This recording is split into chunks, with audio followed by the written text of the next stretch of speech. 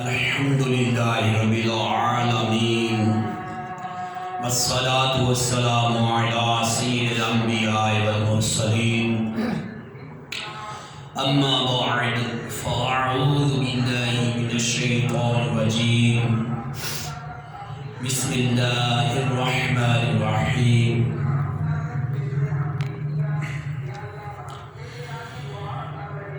قال الله عز وجل في القرآن الحكيم إنما يخشى الله من عباده العلماء صدق الله مولانا العظيم وبلغنا رسوله النبي الكريم الأمين. درس القرآن والحديث الآن عن علماء الإسلام والمجدد الأعظم سيدنا ومولانا الإمام أحمد رضا خان ولذا استمعوا واستماعوا. آج کا درس قرآن درس حدیث علماء اسلام کی اہمیت، ان کا مقام و مرتبہ، مجدد دین و ملت، قاطع شرک و بدعت، المفسر المحدث المجتہد فی المسائل امام احمد رضا خان رضی اللہ عنہ کی علمی خدمات اور آپ کی احیاء سنت پہ جو خدمات ہیں، سنت زندہ کرنے میں اور بدعات کے خاتمے میں آپ کی جو تعلیمات ہیں، اس پر درس قرآن درس حدیث ہوگا. اسی طرح اصلی اور نقلی پیر کا فرق، دین کے خدام، دین کے اصل خادم کون ہیں، اس پر درس قرآن درس حدیث ہوگا. پوری توجہ کے ساتھ سماعت فرمائیں، انشاءاللہ بہت نفع حاصل ہوگا. خلاق عالم جل شانہ نے اپنے دین کی بقا انبیاء علیہ السلام کے بعد علماء اہل سنت کی سمت رکھی. علماء اہل سنت نے ہمیشہ دین اسلام کی خدمات کی ہیں اور انہی کے دم بدم اسلام کی بہاریں نظر آتی ہیں. علی بن عثمان ہجویری داتا بن بخش رحمہ اللہ، یہ بہت بڑے عالم تھے. ساری زندگی دین کی خدمت کی اور دین اسلام کی خدمت میں اپنی ساری زندگی گزاری. حضور شیخ غوث العظم الحسنی والحسینی عبد القادر جیلانی رحمہ اللہ بہت بلند پائے کے عالم دین تھے. ساری زندگی دین کی خدمت کی، رات عبادت میں گزرتی تھی، دن کو اللہ کا دین پڑھاتے تھے. رات عبادات میں ہوتی تھی، دین خدا و مصطفیٰ کو پڑھاتے تھے، لوگوں کو پڑھاتے تھے. معین الدین چشتی اجمیری رحمہ اللہ بہت بڑے عالم دین تھے. دین کی خدمت میں ساری عمر صرف کی. اس طرح جتنے اولیاء اعظام گزرے ہیں یہ سارے کے سارے علماء تھے. ان میں کوئی ایک بھی جاہل نہیں تھا، سب کے سب علماء تھے. اور ولی ہوتا ہی ہوئی ہے، اس کے لیے پہلی شرط یہ ہے کہ وہ عالم ہے. جاہل ولی نہیں بن سکتا. یہ بڑی اہم بات ہے. 14ویں صدی کے عظیم الشان مجدد با اتفاق کے علماء عرب و عجم، یعنی عرب و عجم کے تمام علماء نے اس کی تصدیق کی کہ 14ویں صدی کے مجدد سیدنا و مولانا المفسر المحدث المجتہد فی المسائل المحقق العالم القائل امام احمد رضا رضی اللہ عنہ ہے. چونکہ 25 صفر المظفر ابھی گزرا ہے،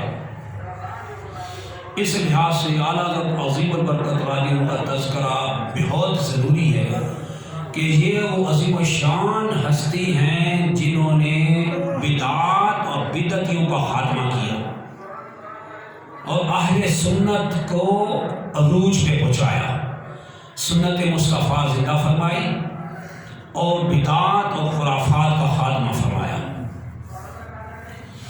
اور اللہ جل شانہ کے محبوب صلی اللہ علیہ وسلم نے حدیث مبارکہ میں یہ بات واضح فرما دی ہے کہ ہر صدی کے آخر میں مجدد آئے گا۔ کما رواه ابو داؤد سلیمان بن اشعث السجستانی فی سنن، عظیم الشان حدیث سلیمان بن اشعث السجستانی نے اپنی سنن میں اس حدیث مبارکہ کو نقل فرمایا۔ عن ابی ہریرہ رضی اللہ عنہ قال، حضرت سیدنا ابو ہریرہ رضی اللہ عنہ سے ارشاد فرماتے ہیں، فیما اعلم عن رسول اللہ صلی اللہ علیہ وسلم، فرماتے ہیں جو باتیں میں نے اللہ کے رسول مکرم صلی اللہ علیہ وسلم سے سنی ہیں، جو باتیں میں نے اللہ کے رسول مکرم صلی اللہ علیہ وسلم سے سنی ہیں، ان میں سے ایک یہ بھی ہے۔ قال، سرکار وقار صلی اللہ علیہ وسلم نے ارشاد فرمایا، ان اللہ عز وجل یبعث لہذه الامة علی رأس کل 100 سنۃ من یجدد لها دینها، بے شک اللہ جل شانہ ہر صدی کے آخر میں ایسے شخص کو بھیجے گا جو اس کے دین کو زندہ کرتا رہے گا، اس کے دین کی تجدید کرتا رہے گا۔ اس امت میں اللہ ہر صدی کے آخر میں، ہر صدی کے شروع میں ایک ایسا شخص بھیجے گا جو اس کے دین کو نکھارتا رہے گا۔ وقال علی بن سلطان القاری رحمہ اللہ فی شرح هذا الحدیث، عظیم الشان محدث اور محقق علی بن سلطان القاری رحمہ اللہ اس حدیث کی شرح میں فرماتے ہیں، المجدد من یبین السنۃ عن البدعۃ، مجدد اس شخص کو کہتے ہیں جو بدعت سے سنت کو واضح کر دے کہ سنت کیا ہے اور بدعت کیا ہے۔ وَيُقَصِّرُ الْعِلْمَ، اور علم کی کثرت کر دے، یعنی اس کے وجود سے علم پھیلنے لگے۔ وَيُعِزُّ أَهْلَهُ، اور وہ علماء کی عزت لوگوں کے دلوں میں ڈال دے، علماء کی عزت پیدا کرے، اہل علم کی عزت پیدا کرے، اس کو مجدد کہتے ہیں۔ وَيَقْمَعُ الْبِدْعَ، اور بدعات کا خاتمہ کر دے۔ وَيُكَسِّرُ أَهْلَهَا، اور بدعتیوں کا بھی ساتھ خاتمہ کر دے، جنہوں نے نئے نئے مذہب گھڑیے اور نئے نئے عقیدے ایجاد کیے مذہب اہل سنت کے علاوہ جتنے بھی ہیں، ان سب کو اعلیٰ حضرت عظیم البرکت مجدد دین و ملت نے ایسی قرآن و حدیث سے واضح کیا کہ مذہب اہل سنت جو بلا شک و شبہ حق ہے، اس کو نکھار کے سامنے کر دیا ہے، سنت رسول کو زندہ کیا، اور بدعات اور خرافات جو معاشرے میں جاری و ساری تھی ان کا بھی ساتھ خاتمہ فرمایا۔ اتنی عظیم ہستی کہ مجدد ہیں، سرکار نے اس کی فضیلت بیان فرمائی، ہر صدی کے شروع میں اللہ ایک مجدد بھیجے گا، دین کو زندہ کرتا رہے گا، نکھارتا رہے گا۔ 14ویں صدی میں امام احمد رضا رضی اللہ عنہ تشریف لائے، یہ آپ کو اعزاز حاصل ہے۔ اور اللہ جل شانہ نے دین کی بقا علماء اسلام سے، علماء اہل سنت سے باقی رکھی ہے۔ اس لیے قرآن میں آپ مطالعہ کریں تو اللہ جل شانہ نے مختلف مقامات پر علماء کی اپنی ایک اہم ڈگری بیان فرمائی، فرمایا انما یخشی اللہ من عبادہ العلماء، بے شک اللہ کے بندوں میں سے اس سے وہی ڈرتے ہیں جو علماء ہیں، جو علماء عالم ہیں، دین کا علم جاننے والے ہیں، وارث انبیاء ہیں، اللہ جل شانہ سے اس کی عظمت کا خوف یہی رکھتے ہیں۔ اور دوسرے مقام پر ان عظیم الشان ہستیوں یعنی علماء کی، علماء اعظام کی اہمیت اور امپارٹنس کو بیان کیا، فرمایا یرفع اللہ الذین آمنوا منکم والذین اوتوا العلم درجات، بے شک اللہ جل شانہ تم میں سے جو ایمان لائے ان کے درجے بلند فرمائے گا، اور جو تم میں علماء ہیں اللہ ان کے بھی درجے بلند فرمائے گا۔ پھر ایک اور مقام پہ فرمایا قُلْ هَلْ يَسْتَوِي الَّذِينَ يَعْلَمُونَ وَالَّذِينَ لَا يَعْلَمُونَ، اے حبیب صلی اللہ علیہ وسلم فرما دیجئے کیا جاننے والے اور نہ جاننے والے یہ دونوں برابر ہو سکتے ہیں؟ یہ حمزہ استفہام انکاری ہے جو حل کا لفظ استعمال قُلْ هَلْ يَسْتَوِي الَّذِينَ، تو یہاں پہ حل جو حمزہ استعمال ہوا ہے، حمز و استفہام سوال استعمال ہوا ہے، اس کو حمزہ استفہام انکاری کہتے ہیں، اس کو استفہام انکاری کہتے ہیں، یعنی کسی چیز کا سوال کر کے اس کو یہ بیان کرنا کہ ایسا نہیں ہے، یعنی علماء اور جاہل لوگ برابر کبھی نہیں ہو سکتے، علماء یعنی جاننے والے اور نہ جاننے والے کبھی ایسا نہیں ہو سکتا کہ اکٹھے ہو جائیں اور دونوں ایک ہی ہو جائیں، ایسا نہیں ہے۔ یہ قرآن کی نص قطعیہ ہے، اللہ جل شانہ نے ان کی وضاحت فرمائی۔ دین کی بقا علماء اسلام سے ہے، علماء اہل سنت سے دین کی بقا باقی ہے اور قیامت تک انشاءاللہ باقی رہے گی۔ اعلیٰ حضرت عظیم البرکت رضی اللہ عنہ جہاں بہت بڑے مجدد تھے، جنہیں سنت رسول کو زندہ کیا، بدعات کا خاتمہ فرمایا، خرافات کو ختم کیا، وہاں بہت بڑے محدث بھی گزرے، یعنی آپ ساتھ مجدد تھے تو مفسر بھی تھے، مفسر بھی تھے تو بہت بڑے محدث بھی تھے۔ آپ کی فتح رضیہ سے جو احادیث مبارکہ کی تخریج کی گئی ہے وہ 10 جلدوں میں ہے، جامع الاحادیث، جامع الاحادیث، حدیث کو جمع کرنے والی یہ 10 جلدیں۔ اعلیٰ حضرت عظیم البرکت بہت بڑے محدث گزرے، کمال کے آپ محدث تھے، حدیث زبانی یاد تھی، حدیثوں کے احکام، اسماء الرجال، متن حدیث میں آپ کو کامل دسترس حاصل تھی۔ ساتھ ساتھ علم فقہ میں وہ کمال تھا کہ مجتہد فی المسائل تھے، یعنی مسائل میں آپ کا اجتہاد کمال کا تھا۔ یوں سمجھیے 1400 سال کے مجتہدین نے جو الگ الگ اپنی کوشش دین اسلام میں، فقہ اسلامی میں سر انجام دی تھی، اعلیٰ حضرت عظیم البرکت مجدد دین و ملت نے وہ اکیلا خود آپ کی ذات نے وہ دین کی خدمت کی ہے۔ اسی طرح آپ عظیم الشان نعت گو شاعر بھی تھے، اور آپ کا جتنا نعتیہ کلام ہے وہ سارے کا سارا قرآن اور حدیث سے ہے۔ آپ کے نعتیہ کلام میں یا تو اس شعر میں قرآن کی تفسیر ہوگی یا آیت کی ٹرانسلیٹ اور ترجمہ ہوگا، یا پھر حدیث صحیحہ کی ٹرانسلیٹ یا ترجمہ ہوگا۔ لہذا جب بھی نعت پڑھی جائے تو اس بات کا خیال رکھا جائے کہ اس میں صرف ان مستند علماء کا کلام پڑھا جائے جن کو قرآن و حدیث پہ عبور رہا ہے، جیسا کہ مجدد دین و ملت قاطع شرک و بدعت امام احمد رضا رضی اللہ عنہ قرآن حدیث پہ کامل دسترس حاصل تھی۔ لہذا آپ کا جتنا کلام ہے قرآن و حدیث کی تفسیر یا حدیث کی شرح ہے، یا حدیث کی ٹرانسلیٹ یا قرآن کی ٹرانسلیٹ ہے۔ لہذا گھر بیٹھے یہ نہیں ہو سکتا کہ کوئی بندہ گھر بیٹھے اس کے ذہن گھومے اور وہ نعتیہ کلام لکھنا شروع کر دے اور شان الوہیت میں غلطیاں کرے، شان رسالت میں توہین کرے، پھر کفریات منہ سے نکال بیٹھے اور آگے لوگوں کا مجمع بھی اس جہالت میں جھوم رہا ہو، جیسا کہ آج کل حال ہے۔ جتنی بے حکمی ان جدید نعت خانوں نے دین کی ہے، شاید بھی کسی نے کی، جتنی بےخاری اب ہو رہی ہے دین کی بربادی ان کے ہاتھوں۔ یہ جو نئے رنگ کے جدید نعت خان آ گئے اور موسیقی کے ساتھ ڈانس بھی کرتے ہیں، موسیقی کے ساتھ یہ نعتیں پڑھتے ہیں، ان کے آگے اگر موسیقی ہٹا لیں تو نعتیں بھی نہیں چلتی، اور ریتھم نہ ہو تو یہ نعت نہیں پڑھنے کو تیار، اگر ساؤنڈ ہٹا لیں تو ان کو نعت پڑھنی بھول جاتی ہے۔ یعنی صرف مزہ یہ ہے کہ لوگوں میں واہ واہ ہو، لوگ واہ واہ کریں اور سرائے خواجہ کی طرح ان پہ پیسے برسائے جائیں۔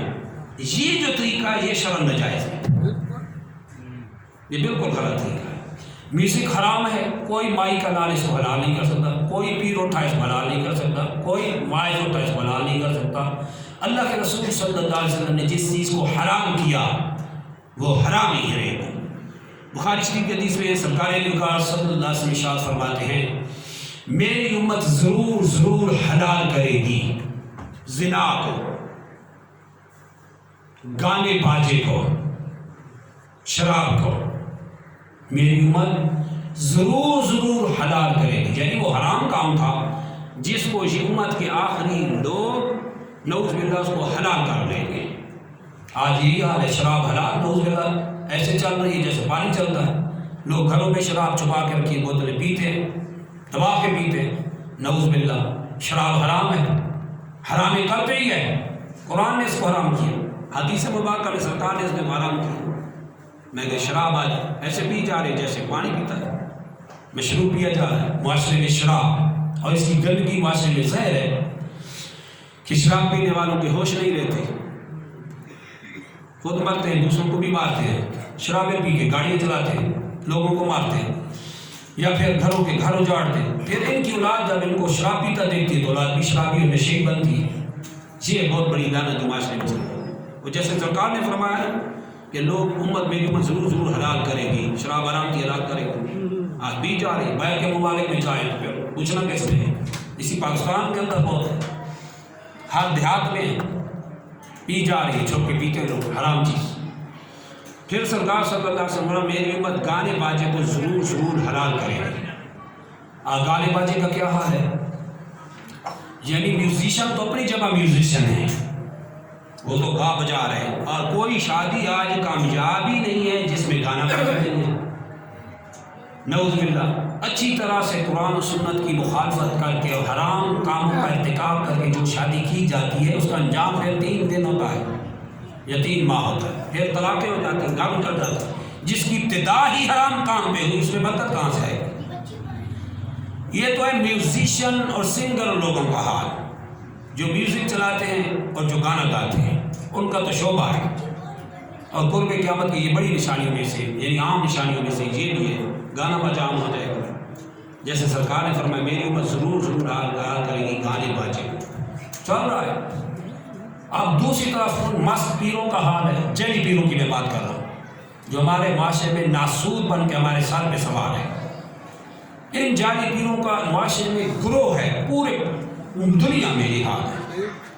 انہوں نے کیا کیا ہوا ہے، جب کہیں عرس ہوتا ہے یہ ناچتے ہیں، کھاتے ہیں نا مریدوں کے ناجائز پیسے، تو آپ آگے ناچنے کے لیے دھمالے پاتے ہیں، آگے ڈھول بج رہے ہیں، بانسریاں بج رہے ہیں، میوزک سینٹر چل رہے ہیں، کیا یہ دین ہے؟ پھر نام کس کا بدنام ہوتا ہے؟ اہل سنت ہیں۔ جی کوئی اہل سنت نہیں ہے، کس بدھو نے ان کو اہل سنت کہا؟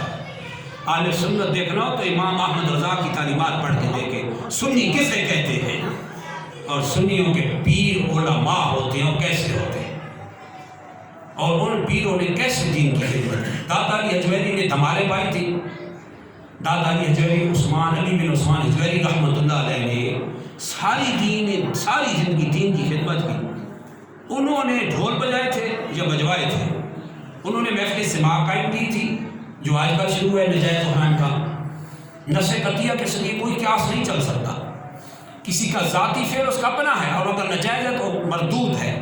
لیکن ہمارے معاشرے میں ان لوگوں نے عجیب بدعات اور خرافات کا بازار کرنے رکھا ہے۔ بات ساری پھرا کے آتی ہے کہ یہ سنیوں کے پیر ہیں۔ اور بھائی سنیوں کے پیر نہیں، وہ شیطان کے پیر ہو سکتے ہیں۔ سنیوں کے پیر علماء ہیں، سنیوں کے پیر داتا علی حجویری ہے، سنیوں کے پیر حضور غوث پاک ہے، سنیوں کے پیر سنیوں دین چشتی اجمیری ہے، سنیوں کے پیر یہ عظیم الشان جتنی اولیاء اللہ، کامل اولیاء اللہ ہستی گزری ہیں، یہ تو سنیوں کے علماء اور دنیا کے رہبر شریعت لوگ ہیں۔ مگر یہ الفاظ ہم آج استعمال کی جاتے ہیں، رہبر شریعت، پیر طریقت، جعلی پیروں کی میں بات کر رہا ہوں۔ لیکن وہ کیا کرتے ہیں معاشرے میں؟ عرسوں پہ کیا حال ہے، مزاروں پہ کیا حال ہے، یہ سب کیا ہو رہا ہے؟ یہ شیخ عطائر کے مزار پہ جا کے دیکھیں کتنا عظیم الشان بزرگ ہستی گزری ہے۔ لیکن کیا ہو رہا ہے؟ جو لوگ شادیاں کرتے ہیں وہ اپنے سر پہ دولہے کا جو پٹکا رکھتے ہیں، ترلا جس کو کہیں، شادی ختم ہوتے سارے ترے اٹھا کے مزار میں جمع کرا رہے ہیں، کیونکہ مزار ادب ہے، تو وہاں پہ سارے وہ پہنچ رہے ہوتے ہیں اکٹھے، جہاں کی جھنڈیاں اور اس طرح کی چیزیں اٹھا کے وہاں پہ جا کے مزار کے اندر مزار شریف کے اندر ڈالی جا رہی، جگہ ہی تنگ ہوتی ہے۔ تو اس طرح کے کام کرنا، پھر مزارات میں جا کے لال لٹکا لینا، کہ کیا ہو رہا ہے ہمارے معاشرے. یہ ساری خرافات اور بدعات ہیں جو ہمارے معاشرے مذہب اہل سنت میں اس کی کوئی گنجائش نہیں. آپ تعلیمات اعلیٰ حضرت امام احمد رضا بریلوی رحمہ اللہ کی احکام شریف پڑھ کے دیکھیں، فتاوی رضویہ شریف پڑھ کے دیکھیں. سنیت کس سے کہتے ہیں؟ یہ سنیت ہے. یعنی جتنی خرافات لوگ ایجاد کر دیں اور وہ اس طرح کا کام ہو رہا ہو، منع کوئی نہ کرے تو پھر تو ٹھیک ہے، لیکن جو منع کر دے نعوذ باللہ اس کو کہتے ہیں یہ بندہ ٹھیک نہیں ہے، اس طرح نہیں ہے. آج امام اہل سنت مجدد دین ملت ان تمام خرافات کا خاتمہ فرمایا. آپ سے کسی نے ایک سوال کیا کہ کچھ لوگوں نے یہ ذہن بنایا ہوا ہے کہ فلاں درخت کے نیچے فقیر رہتے ہیں، فلاں درخت کے نیچے ہے کچھ نہیں، فلاں درخت کے نیچے فقیر رہتے ہیں، لوگ وہاں جا کے نعوذ باللہ منتیں مانتے ہیں، جھنڈے لٹکا دیتے ہیں، اور اسی مزارات میں وہاں پہ جو مزار نہیں ہوتا درخت کھڑا ہوتا ہے اس کے ساتھ کپڑے لٹکا دیتے ہیں، لال لٹکے ہوتے ہیں. حتیٰ کہ آپ یہ خرافات اور بدعات خود دیکھ رہے ہوں گے معاشرے میں، وہ چارپائیاں چھوٹی سی بنی ہوئی، اتنی سی چھوٹی سی چارپائیاں ایسی تندوں کی بنی، وہ لٹکا لیتے ہیں. یہ کیا ہے صاحب؟ یہ لال لٹک رہے ہیں، یہ چھوٹے چھوٹی چارپائیاں لٹکا رہے ہیں. یہ مزارات میں یہ کام تھا، اولیاء اللہ نے یہ کام کیے تھے جو اب خرافات جاری ہیں. وجہ کیا ہے؟ منع کوئی نہیں کر رہا. منع اس لیے نہیں ہو رہا کہ علماء بیٹھے نہیں مزاروں پہ، جاہل لوگ بیٹھے، اکثریت یعنی جہلی پیروں کی اکثریت، اور پھر جہلاء کی اکثریت. جو عالم نہیں ہو ولی کیسے بنا؟ ولی کی سند لوگوں نے جاری کر دی. جب لوگوں نے ولی کی سند جاری کی تو پھر گھر بیٹھے ولی ہے. اب لوگوں میں چونکہ علم دین کی کمی ہوتی ہے، لوگ مار کھا جاتے ہیں. پھر ولایت کی 4 شرطیں جو بنیادی بیت برکت کی ہیں وہ نہیں پائی جاتی. اس کے لیے پہلی شرط یہ ہے، اعلیٰ حضرت عظیم البرکت فتاوی رضویہ فرماتے ہیں وہ سنی صحیح العقیدہ عالم دین ہو. پہلی شرط ہے، اگر نہیں ہے اس عالم دین تو وہ پھر بیعت نہیں کر سکتا، کیونکہ وہ شریعت کا رہبر جو کہلاتا ہے.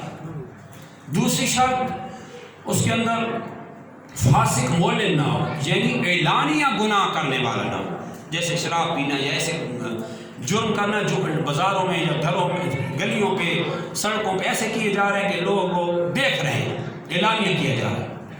جیسے داڑھی منڈانا، جیسے شراب پینا یا اس طرح کے کام کرنا، تو یہ اس کو کہتے ہیں فاسق مولن، اعلانیہ گناہ کرنے والا. اس کی وجہ سے وہ بیعت نہیں کر سکتا. بیعت کی دوسری شرط نہیں پائی گئی. بیعت کی تیسری شرط کہ وہ ضروریات دین میں سے کسی شے کا منکر نہ ہو. ضروریات دین جو دین کے بنیادی عقائد ان میں سے کسی چیز کا وہ انکار کرنے والا نہ ہو. چوتھی شرط یہ ہے کہ اس کا سلسلہ سرکار وقار صلی اللہ علیہ وسلم کے سلسلہ مصطفیٰ پر پہنچ کے ختم ہوتا، بیچ میں انقطاع نہ ہو. ایسے نہ ہو کہ خود سے چلے تو آگے جا کے سیدوں سے رشتہ سلسلہ نسب کٹ جاتا. یہ 4 شرطیں بیعت کی بنیادی شرائط ہیں. اگر یہ شرائط نہیں پائی جائیں گی تو کوئی شخص مرید نہیں بنا سکتا، نہ وہ بیعت کر سکتا، نہ وہ مرشد بن سکتا ہے. یہ 4 بنیادی شرائط نہیں ہوگی تو اس کو بیعت کرنے کی اجازت نہیں. کرے گا تو حرام کرے گا، پھر الٹی کھائے گا. پھر یہ ماحول اس لیے پیدا ہوتا ہے کہ سرکار وقار صلی اللہ علیہ وسلم نے پہلے ہی اس کی خبر دے دی تھی. کما رواه البخاری والمسلم فی الصحیحین، امام بخاری امام مسلم نے صحیحین میں حدیث مبارکہ کو نقل فرمایا.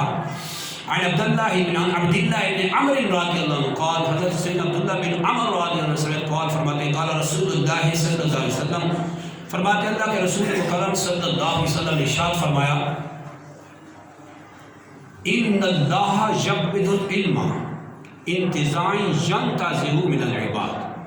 بے شک اللہ جل شانہ علم کو اس طرح نہیں اٹھا لے گا کہ لوگوں کے دلوں سے اس کو کھینچ لے گا.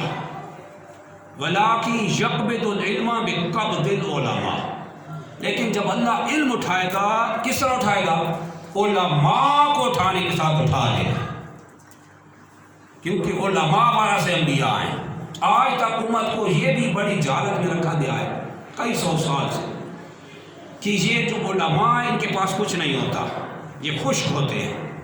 توجہ رکھنا، توہین جو علماء سے پچھلے 2 سال سے کی جا رہی بات دانستہ طور پہ ڈیویلو کرنے کے لیے اور جعلی پیروں کا آسمان کا 14واں پایا پکڑوانے کے لیے کیا کیا جاتا رہا، یہ علماء خشک ہوتے ہیں اور جاہل ویسے ممبروں پہ یہ بیان کرتے ہیں، قرآن و حدیث کے خلاف بیان کر رہے ہوتے ہیں، حالانکہ علماء وارث انبیاء ہیں، مگر وہ جاہل ویسے ممبروں پہ بک کے اور فکس ہو کے آئے بیٹھے ہوتے ہیں، انہوں نے پیسہ لیا ہوتا ہے کہ تم نے بیان ہی یہی کرنا ہے، اس شخص کو ولی ثابت کرنا ہے، چاہے ولی ہے یا نہیں ہے۔ وہ کیا کہتے ہیں، یہ علماء خشک ہوتے ہیں، ان کے پاس کچھ نہیں ملتا، اے اللہ والوں کے پاس جاؤ۔ اور بھائی جن اللہ والوں کی بات کر رہے ہو وہ آگے ہوں تو اللہ والے، جو اللہ والے تھے یا اب بھی ہیں تو وہ ہیں جو ساتھ علماء بھی ہیں، اہل طریقت بھی ہیں، اہل شریعت بھی ہیں، تب تو ہے ٹھیک بات۔ لیکن یہ کہنا کہ علماء خشک ہیں، ان کے پاس کچھ نہیں ملتا، یہ قرآن اور حدیث سے بغاوت ہے۔ اللہ نے قرآن میں کیا فرمایا، انما یخشی اللہ من عباد العلماء، لفظی علماء اللہ نے ارشاد فرمایا کہ اللہ سے اس کے بندوں میں سے وہی اس کی عظمت کا خوف رکھتے ہیں جو علماء ہیں۔ اللہ نے تو یہ بیان فرمایا، علماء کی اہمیت قرآن نے بیان کی، حتیٰ کہ اپنی شہادت کے ساتھ اللہ نے علماء کی شہادت باقی رکھی، شاہد اللہ انہ لا الہ الا اللہ والملائکۃ وَأُولُو الْعِلْمِ قَائِمًا بِالْقِسْطِ۔ اللہ قرآن میں فرماتا ہے، اللہ گواہی دیتا ہے کہ اس کے سوا کوئی معبود نہیں، ملائکہ یہی گواہی دیتے ہیں، وَأُولُو الْعِلْمِ قَائِمًا بِالْقِسْطِ، اور علماء بھی یہی گواہی دیتے ہیں، اہل علم بھی، علماء بھی یہی گواہی دیتے ہیں۔ مگر یہ معاشرے میں پچھلے کئی 100 سال سے رٹ لگائی جا رہی، واعظین کو بلا کے 20,000 میں بک کے 25,000 میں بک کے بلایا جاتا ہے اور کرنا ہے یہ بیان کرنا، آخر میں آپ نے اس بندے کو ولی ثابت کرنا ہے۔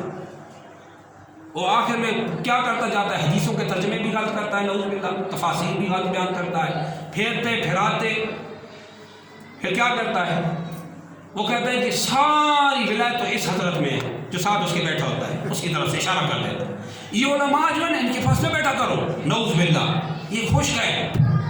واہ بھائی واہ، اللہ نے ساری رشد و ہدایت علماء سنت، علماء حق کی بیان کی، حدیث میں ساری رشد و ہدایت علماء حق، علماء سنت کی بیان کی، اور ان کی عظمت سے دین کی بقا قائم ہے، اور وہ جاہل وائز ممبر پہ بیٹھ کے کہہ رہا ہے نعوذ باللہ یہ خشک ہے، ان کے پاس کچھ نہیں ملتا۔ یہ جعلی پیروں کے بار ہیں جو علماء سنت پہ کیے جاتے ہیں۔ نتیجہ کیا ہے، آج ہمارے معاشرے میں آپ کے سامنے سرکار صلی اللہ علیہ وسلم حدیث میں پہلے پوری کر دوں، ارشاد فرمایا جب اذا لم یبقی عالما، جب اللہ کوئی عالم نہیں چھوڑے گا، حتی اذا لم یبقی عالما، کوئی عالم نہیں باقی رکھے گا، اتخذ الناس رؤوسا جہالا، تو لوگ جاہلوں کو اپنا مرشد، جاہلوں کو اپنا مفتی، جاہلوں کو اپنا خطیب، جاہلوں کو اپنا امام اور قاضی مانیں گے، وہ کہیں گے یہ ہمارا مرشد ہے، یہ امام ہے، یہ قاضی ہے، یہ سب کچھ ہے، ہوگا نہیں۔ تو سرکار صلی اللہ علیہ وسلم فرماتے ہیں فَالسُّئِلُ، ایسے ساتھ سے جب سوال کیے جائیں گے نا، جس کو لوگوں نے مرشد بھی بنایا جعلی پیر کو، جس کو لوگوں نے مفتی خود بنا دیا، ساری ڈگریاں دے دی، فَالسُّئِلُ، جب اس سے سوال کیے جائیں گے، فَفْتُوا بغیر علم، تو یہ آپ بغیر علم کے فتوے دینے شروع کرے گا، فَضَلُّوا وَضَلُّوا، تو سرکار وقاص صلی اللہ علیہ وسلم فرمایا پھر انجام کیا ہوگا قوم کا اور اس کا اپنا، فضل، خود بھی گمراہ ہوگا اور جتنے لوگ اس کے پیچھے چلیں گے سارے گمراہ ہو جائیں گے، وہ بھی گمراہی میں گر گئے۔ یہ ہے وہ اصل خرابی جو سرکار وقاص صلی اللہ علیہ وسلم نے آج سے کم و اشارے 1400 سال پہلے بیان کر دی کہ جب علماء ہی نہ رہیں گے تو لوگ جاہلوں کو اپنا سب کچھ مان لیں گے۔ آج ہمارے معاشرے میں یہی ہے، جہاں جہاں کی خرافات دیکھیں وہ جعلی پیروں نے اکٹھی کی ہوئی ہیں، پھر ملا جلا کے ساری بات ملبہ ڈالا جاتا ہے، جی اہل سنت یہ ہے، یہ اہل سنت کا حال ہے۔ وہ بھائی یہ اہل سنت کب ہے؟ اہل سنت کو دیکھنا تو امام احمد رضا رضی اللہ عنہ کی تعلیمات پڑھ کے دیکھیں، پتہ چلے کہ اہل سنت صرف نعرے مارنے والے نہیں ہوتے، 5 وقت کی جماعت کے ساتھ نماز پڑھنے والے ہوتے، صرف نعرے لگانے والے نہیں ہوتے، شریعت کی پابندی کرنے والے ہوتے، صرف نعرے مارنے والے نہیں ہوتے، تمام فرائض کو ادا کرنے والے ہوتے، صرف نعرے مارنے والے نہیں ہوتے، یا ایک محفل رکھ کے سارا کام ہوگا، اس طرح نہیں، بلکہ یہ اہل سنت قرآن اور سنت کی تعلیمات کو دل و جان سے تسلیم کر کے اس پہ عمل کرنے والے ہوتے ہیں، ان کا ذاتی کردار بھی سرکار کی سنت کے آئینے میں ہوتا ہے، سر سے لے کے پاؤں تک نبی کی سنت کا آئینہ ہوتے ہیں، تب وہ اہل سنت کہلانے کے حقدار ہیں۔ اس لیے سرکار وقار صلی اللہ علیہ وسلم نے حدیث میں اس کی تعلیم دی، رواہ مالک فی الموطا، امام مالک کی موطا میں اس کو نقل کیا۔ عن مالک بن انس مرسلا، حضرت مالک بن انس سے مرسلا یہ حدیث روایت ہے۔ حدیث مرسل کس کہتے ہیں؟ حدیث مرسل کی تعریف ہے ان کانا روات الحدیث من ان کانا سقوط السند من آخر السند، ان کانا سقوط الراوی من آخر السند، اگر سند کے آخر میں جا کے راوی ساکت ہو جائے، فَإِن كَانَ بَعْدَ التَّابِعِ، اگر تابعی کے بعد آ جائے، یعنی صحابی کی زیارت کرنے والے جو تابعی کہلاتے ہیں وہ حدیث کو بیان کر رہے ہوں تو اس کو حدیث کیا کہتے ہیں؟ حدیث مرسل کہتے ہیں۔ حدیث مرسل ہمارے احناف امام اعظم ابو حنیفہ رحمہ کے نزدیک حجت ہے، کیونکہ تابعی اپنی بات نہیں بیان کر رہا تھا، تابعی نے صحابی سے سنا ہوتا ہے اور صحابی نے سرکار سے سنا ہوتا ہے۔ قال فرماتے ہیں سرکار علی وقار صلی اللہ علیہ وسلم نے کیا ارشاد فرمایا؟ توجہ رکھیں، حدیث مرسل سرکار علی وقار صلی اللہ علیہ وسلم ارشاد فرماتے ہیں سئل النبی صلی اللہ علیہ وسلم عن رجلین، فرماتے ہیں سرکار علی وقار صلی اللہ علیہ وسلم سے دو شخصوں کے بارے میں پوچھا گیا، احدہما کان عالما، ان میں سے ایک عالم تھا، سئل رسول اللہ صلی اللہ علیہ وسلم فی رجلان کان فی بنی اسرائیل، یہ بنی اسرائیل کے دو شخص تھے، ایک عالم تھا یصلی المکتوبۃ، جو فرض نماز پڑھتا، ثم یجلس، پھر بیٹھ جاتا، فیعلم الناس الخیر، پھر لوگوں کو کیا کہتا؟ دین سکھاتا، قرآن سکھاتا، حدیث سکھاتا، ادب سکھاتا، سنت سکھاتا، تعلیمات اور تمام اسلام کی جو ضروری باتیں وہ سکھاتا، یہ ساری سکھاتا۔ وکان آخر، اور جو دوسرا شخص تھا یقوم اللیل یصوم النہار، سارا دن روزہ دار رہتا، ویقوم اللیل، ساری رات عبادت گزار رہتا، یعنی بہت بڑا عابد تھا، سچ میں عابد تھا، آج کا عابد نہیں، اس دور کا عابد، سچی عابد، سچا اللہ رضا کے لیے عمل کرنے والا۔ تو ارشاد فرمایا ایہما افضل، سوال یہ کیا گیا کہ ان دونوں میں افضل کون ہے؟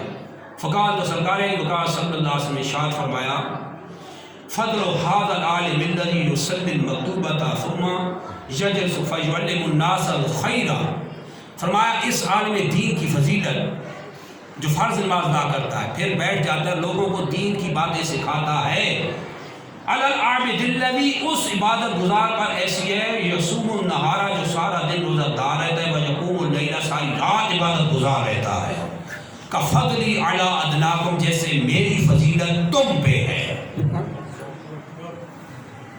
یہ سرکار نے بیان فرمایا۔ اب کیا حال ہے؟ اب جو کوئی غلطیاں کرتا ہے، خرافات ایجاد کرتا ہے، جعلی پیروں کے جمگٹھے باندھے معاشرے میں، ہر چیز میں دو نمبری آ گئی، اصلی اور نقلی پیر کا فرق کس کو نہیں پتہ معاشرے میں کیا ہو رہا ہے۔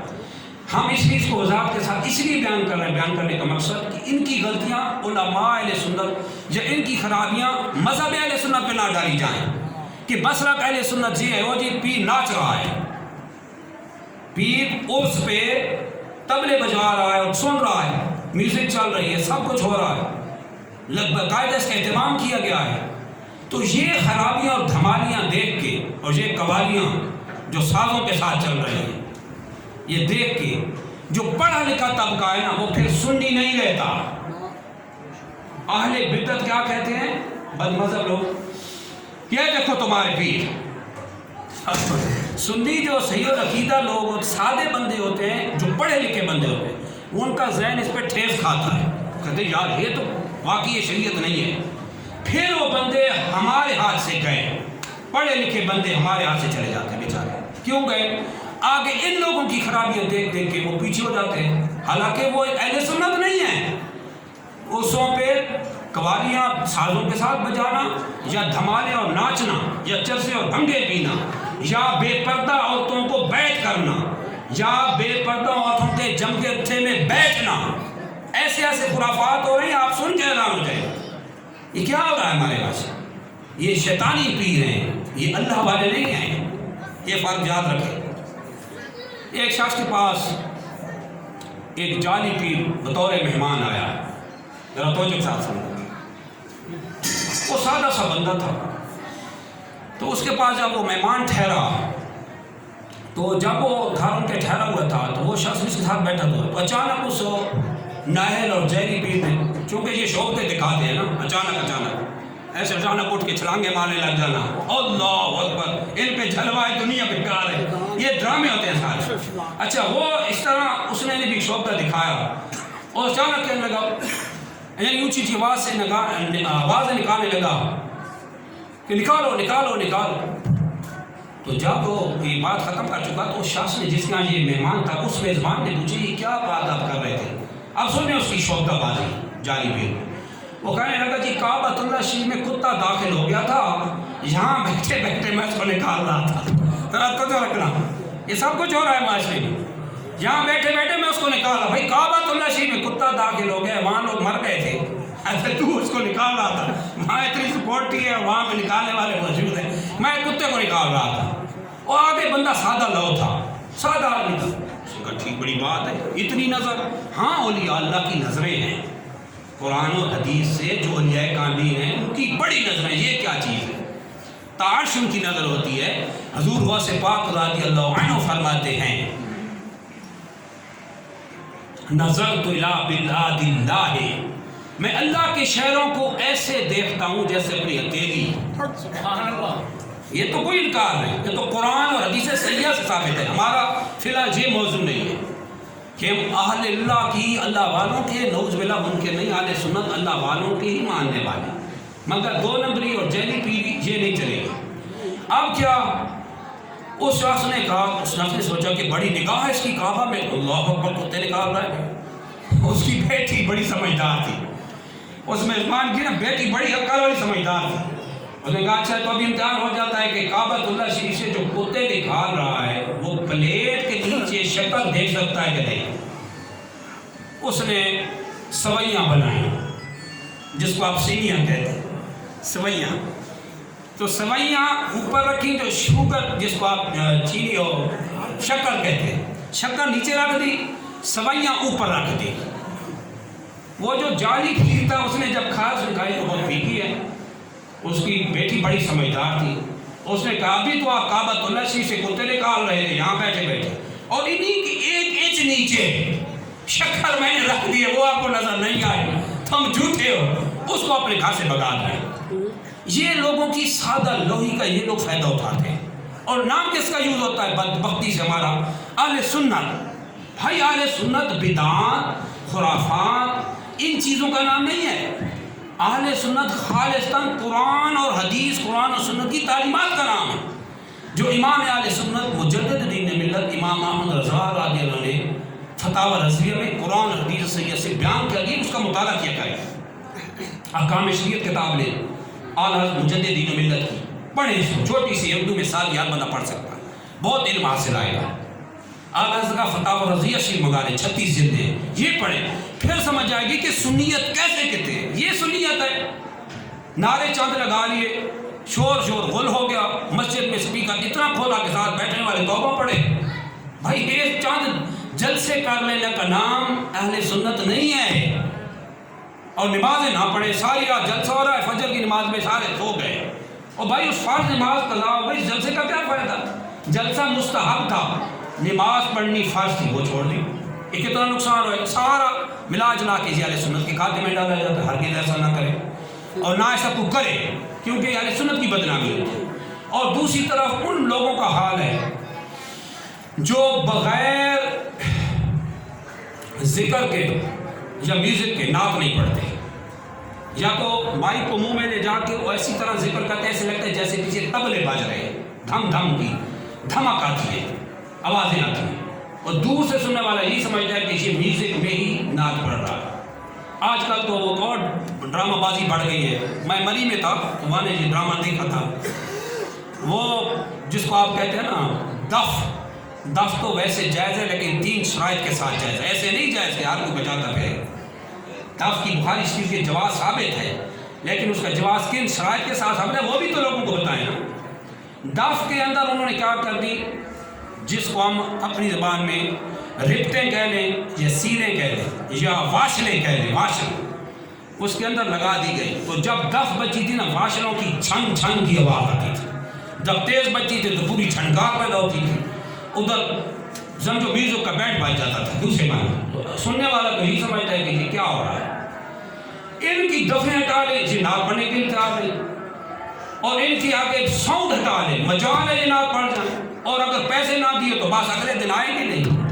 جی حال ختموں کا جاری ہے. کیا ہو رہا ہے؟ قبروں پہ ختمی بٹھا دیے, ہفتے کے بعد دیں 5000. ایک قرآن بیچنے کے لیے ہے. سرکار وقار صلی اللہ علیہ وسلم کیا فرماتے ہیں؟ 7 حدیث صحیحہ امام اہل سنت مجدد دین ملت نے فتاوی رضویہ سے میں نقل کی ہے. ایک حدیث میں بیان کر دیتا ہوں, وقت کمی ہے. سرکار وقار صلی اللہ علیہ وسلم ارشاد فرماتے ہیں, عن عبداللہ قال قال رسول اللہ صلی اللہ علیہ وسلم اقرأ القرآن, قرآن کو پڑھو, قرآن کو پڑھو, ولا تأکلوا بہ ولا تستکثروا بہ, قرآن پڑھو مگر قرآن کو کھانے کا ذریعہ مت بناؤ. ولا تستکثروا بہ, اور اسی قرآن کو پڑھو مگر کثرت مال اکٹھا کرنے کا ذریعہ نہ بناؤ. جی ہے وجہ. اللہ کی پڑھے نا قرآن, کون پڑھے؟ نہیں پڑھنا لگے تو قبر والے کو کیا ثواب ملے؟ اعلیٰ حضرت رضی اللہ عنہ فرماتے ہیں جب پہلی بکنگ ہو گئی تو آپ کی میت کو ثواب خاک ملے گا, الٹا آپ گناہگار ہوں گے کہ پیسے کیوں دیے تھے. اس کو اللہ کی رضا کے لیے پڑھے, آگے پیچھے بشاک اس کی مدد کر دیں, لیکن اس کی عوض نہ کریں. یہ کام چل رہا ہے ہمارے معاشرے میں, بیچو ہر چیز بکو بیچو. بھائی اللہ کی رضا کے لیے قرآن پڑھے. قرآن بیچنے کے لیے نہیں ہے, قرآن ہدایت کے لیے ہمارے پاس آیا ہے, ہدایت کے لیے. اور کیسی ہدایت؟ رواه البخاری والمسلم الصحیح, امام بخاری امام مسلم صحیح میں حدیث مبارکہ کو نقل فرمایا, قال رسول اللہ صلی اللہ علیہ وسلم, سرکار وقار صلی اللہ علیہ وسلم ارشاد فرمایا, نزل القرآن او نزل القرآن علی 5 اوجہ, قرآن 5 وجوہ کی بنا پہ نازل ہوا. قرآن 5 چیزوں کے لیے نازل ہوا, حلال و حرام و محکم و متشابہ و امثال. قرآن حکم کے لیے نازل ہوا, احکامات لے کے آیا. قرآن نے جن چیزوں کو حرام کیا اس کے لیے آیا, جن چیزوں کو حلال کیا اس کے لیے آیا. قرآن نے اللہ نے حکم دی اس کے لیے آیا. قرآن نے پچھلی قوموں کے حالات بیان کیے, مثالیں دی, ان کے کہانیاں کو قصوں کو بیان کیا, ان سے عبرت پکڑنے کے لیے آیا. سرکار وقار صلی اللہ علیہ وسلم فرمایا فَأَحِلُّ الْحَلَالَ, تو قرآن کے حلال کو حلال جانو, وَحَرِّمُ الْحَرَامَ, اور قرآن کے حرام کو حرام جانو. وَاعْمَلُوا بِالْمُحْكَمِ, قرآن نے جن چیزوں کا اللہ نے حکم دیا ان پہ عمل کرو. اور کیا فرمایا وَآمِنُوا بِالْمُتَشَابِهِ, اور جو قرآن کی متشابہ جیسے یاسین اس طرح کے الفاظ, طٰہٰ, یہ حروف مقطعات جو آتے ہیں, تو ان پہ صرف ایمان لاؤ, ان کے معنوں میں نہ پڑھو, ان کے معنی اللہ رسول بہتر جانتے ہیں. اور آگے کیا فرمایا وَاعْتَبِرُوا بِالْأَمْثَالِ, اور قرآن نے جو پچھلی قوموں کی تباہیوں کی حالات بیان کیے گئے ہیں, ان کے قصص کس سے بیان کیے گئے, ان سے عبرت حاصل کرو. قرآن کس لیے نازل ہوا؟ مذہب اہل سنت یہی ہے. اب چند بندوں نے اس کو اپنی کھاد کا ذریعہ بنا رکھا, اور پھر معاشرے میں جو صحیح لوگ ہیں وہ بھی خراب ہوتے ہیں, تو یہ بدنامی پھر اہل سنت کے کھاتے میں ڈال دیا. ہرگز ایسا نہیں ہے. اس طرح حال ہے کہ پوسٹر پہ تصویر چھپی ہے, تب تو پڑھنی ہے نعت, یا تب تو کرنا ہے بیان, یا تب تو کرنی ہے تلاوت. اگر پوسٹر پہ تصویر نہیں چھپی تو نزدیک ہی نہیں آنا. یہ خود تصویر اس طرح تھوڑی جائز ہو گئی ہے. تصویر کی اجازت صرف شناختی کارڈ پہ بشرط ضرورت کے ہے, کہ اس کے بغیر اب چارہ نہیں. حالات ایسے, یہ سمجھو ہماری پہچان ہے کہ ہم پاکستانی ہیں کہ کس ملک کے ہیں, یا پاسپورٹ بنانے کے حج عمرہ کے یہاں کے مسائل ایسے ہیں. مجبوری, یہ مجبوری تھی.